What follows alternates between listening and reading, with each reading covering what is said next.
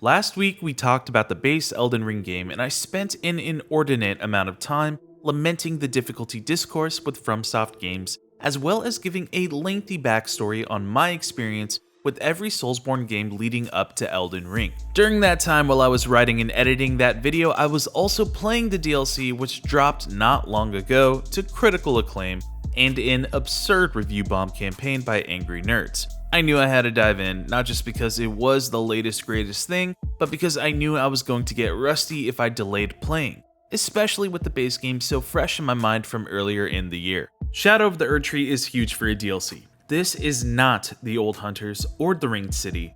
This DLC stands in scale nearly as long as a full standalone Dark Souls game.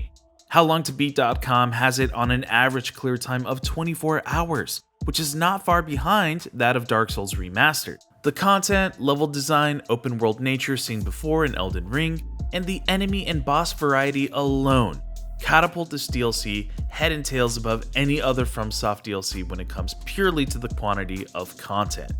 This is a $60 or even $70 game in the form of a $40 DLC. The quality is there too, although imperfect, as is every FromSoft game, depending on which poison you'd like to pick.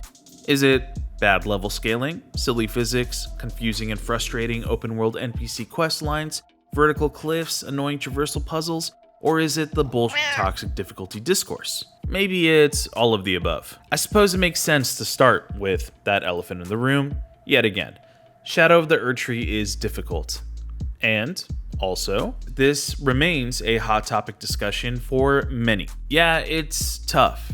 It is very, very, very tough unless you decide to run certain strategies, builds, or you take advantage of the in-game resources like Spirit Ash or NPC summons. The game was so hard, and the review bombers cried so much that the game got patched twice within 2 weeks. I started the game after the first patch was already implemented, which primarily affected the DLC's exclusive scaling system, using particular tree fragment items that affected how much damage you do and receive. Even with this step up, I still struggled at key moments with specific enemies and specific bosses.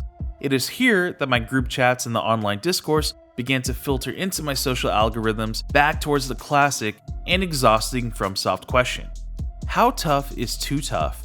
And even more discouragingly, is there an actual right way to play the game? Playing on a, let's call it an honor system, is kind of fucking stupid. When I say honor system, I mean that you essentially go into boss fights specifically, but the rest of the game as well, with what people would consider to be the optimal or correct way to play. Some kind of strength build where the only thing you're really allowed to do is to dodge properly when you time attacks, parry, and this could be either the, easy mode Elden Ring parry counterattack or the actual old school skill parry, and that's basically it.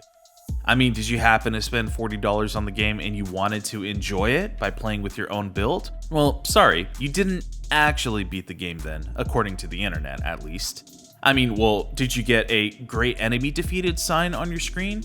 Oh, but you used a summon? Once again, sorry, can't claim victory. Have you now or have you ever used Faith, Bleed, Rot, the Sorcery Comet Azure, a Mimic Tier, or Co-op? Sorry, you should uninstall and never play a FromSoft game because you apparently are not playing the game, it says here in my notes, the way it was intended. I'm sorry, what? This honor system of playing FromSoft games is absurd, and even worse, the conversation seemingly shifted online from, you can't play this game that way, to, well, if you still decide to play that way, just know that your accomplishments don't actually count, especially compared to how I play this game. Truth is, for me, the actual reason I find this honor system of playing really stupid is that there are no consistent rules or metrics in place by the community. Different things are acceptable to different people, and unless you're one of the god tier players that go into the game at level 1, doing what is basically the Elden Ring equivalent of a Nuzlocke run, there will always be someone who tries to minimize your accomplishments simply because of how you decided to approach the game or a certain fight. It confuses me too, because there's no good place to draw the line. What if you played with the difficult builds, but you looked up a walkthrough on Vextra Life? Or you read some guide? Or you took in tips from a friend? Would that not also disqualify your oh so noble and pure gameplay? The answer is no, it shouldn't. Because FromSoft games, and specifically their puzzles, are inherently meant to be community efforts. If using a mimic tier, a summon provided to me by the game, or sorceries, a literal build in this game, trivializes fights and encounters, that's not my problem. That's the game's problem for not addressing its scaling issue. Then there's a very important point here that my buddy Phil wrote about for GameSpot that hits the nail on the head. The gatekeeping toxicness kept away one of the most incredible parts of not only the DLC, but of any FromSoft experience, and that is by refusing to use certain NPC summons that you are depriving yourself of original, plot-dependent experiences. At two very specific moments in the game, if you choose to summon certain NPCs, you will get some lore dialogue, conversations, or, in the specific case of Bale, an incredible and blood-pumping war cry of a monologue as you fight one of the coolest bosses in the game.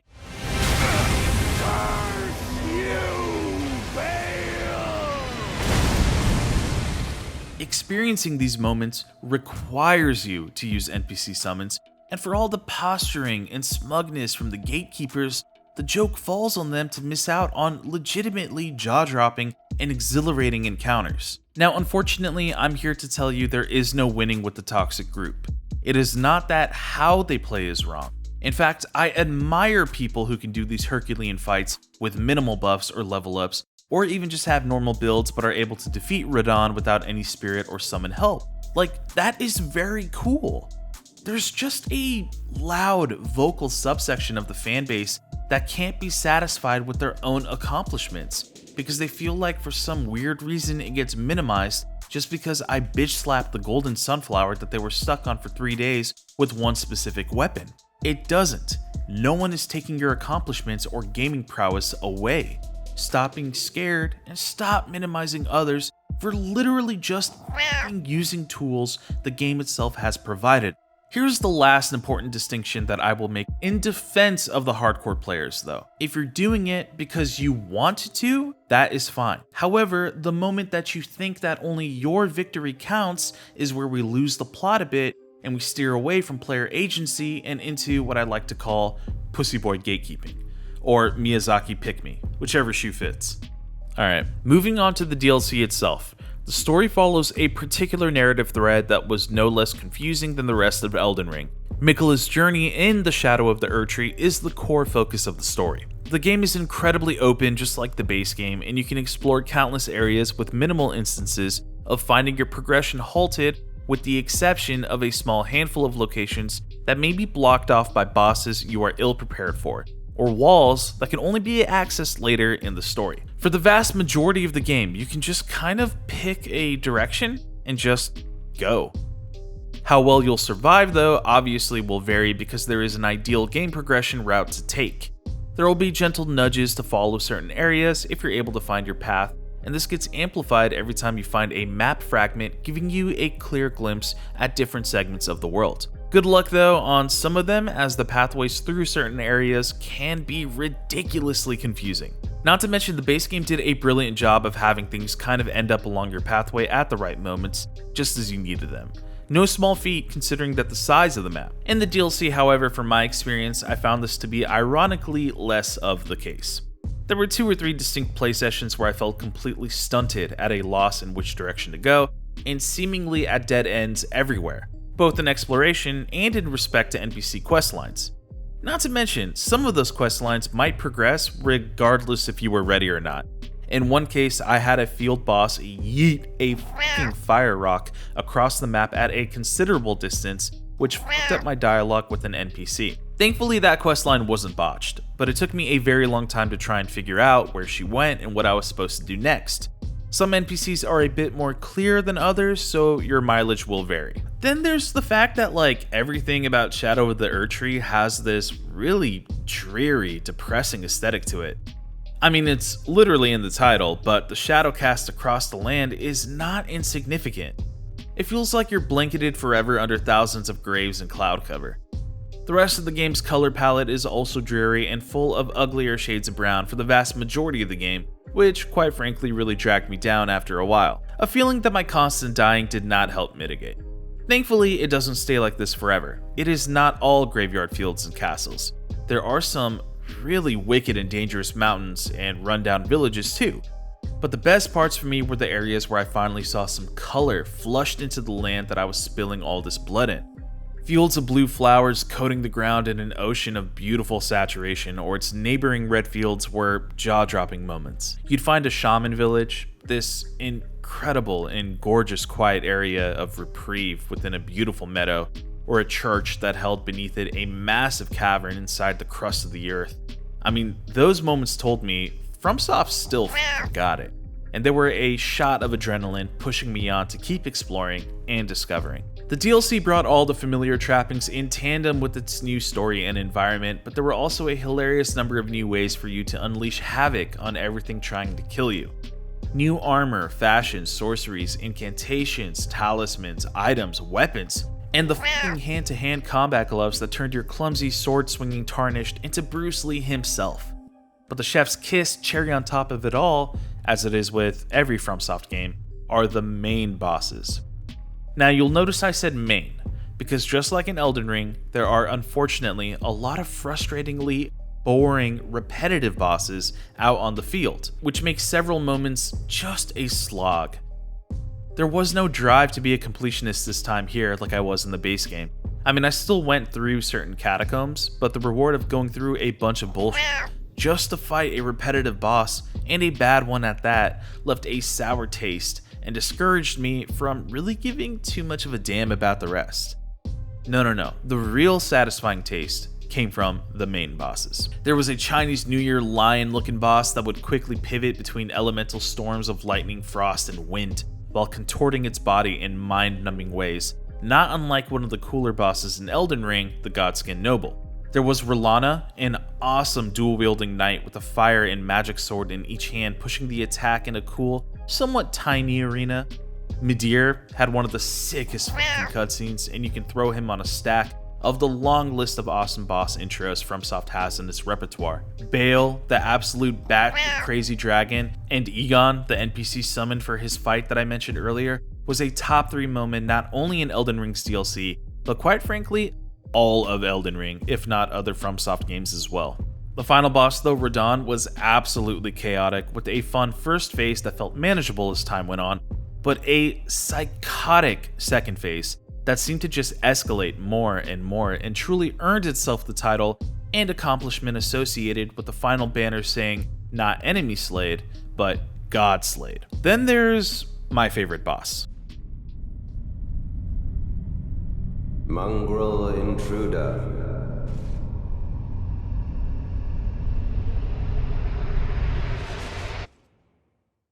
That tarnished, it seemeth.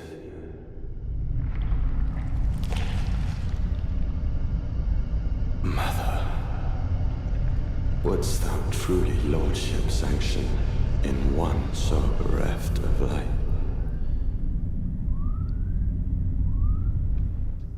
Mesmer was an incredible fight, and dare I say, mesmerizing? Okay.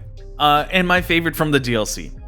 Egon had some incredible screaming at Bale, but my fight with Mesmer had all the flash and pop that I love about FromSoft's best bosses. His introduction was incredible, and his second phase was just as wicked. To tie it all together beautifully was the fact that the weapon you can get from his soul, the flame spear that he used, was tied with R'Lana's twin swords as my favorite 2 weapons to use in the entire game. And the Ash of War mimicked that wild frenzy flurry attack that Mesmer would do.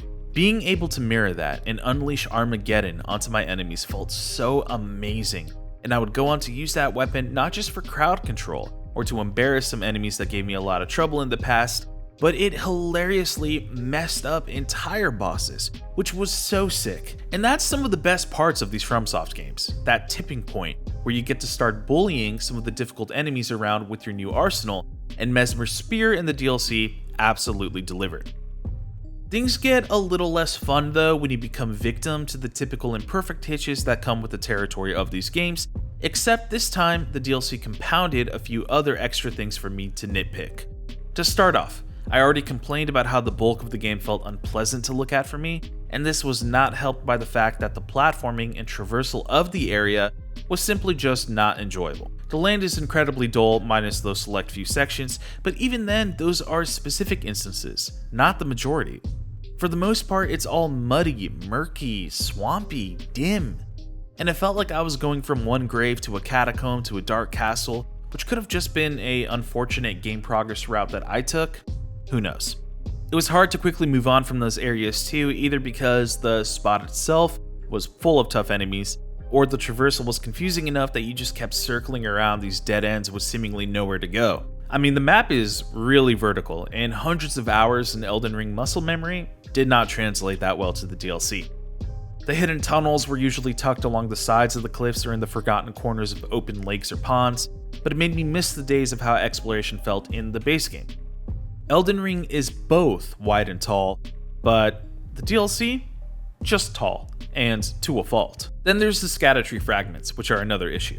They're not the worst, but at best they feel like a band-aid solution that results in bad scaling on an already awful scaling foundation. Some fragments are found by exploring areas and have the same quality as like a rare rune drop. Others, confusingly enough, dropped from certain random minions.